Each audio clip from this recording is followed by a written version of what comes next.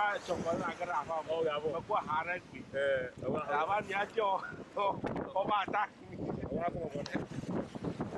Coba apa? Apa nora? Yo yo watch na mura apa because contoh asia mu apa ke apa? Hanya pun pernah hello. Abo kata iko no gona go ma abo iko go chana.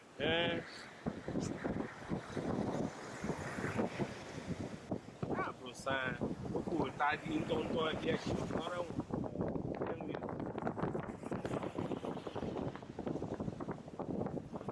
Agora jogo. Agora vai ficar com padrão de jogo, né? Vamos Kali babari. Jaba asie.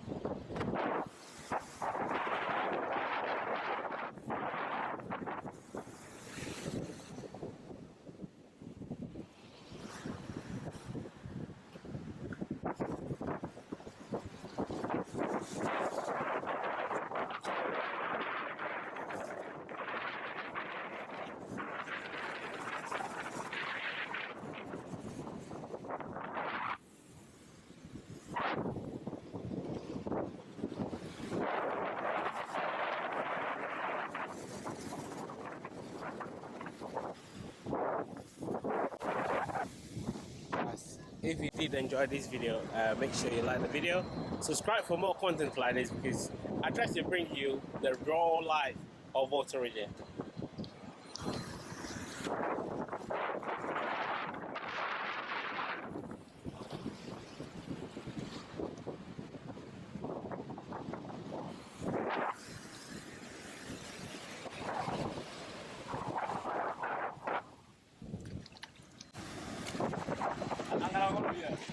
Angin.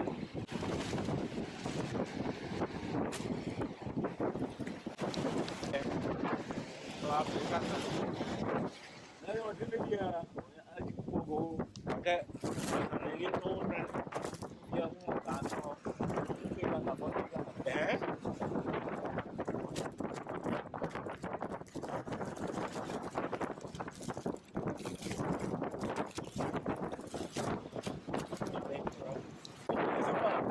Cali kerja jenang kau, kerja jauh. Asia. Marah lah.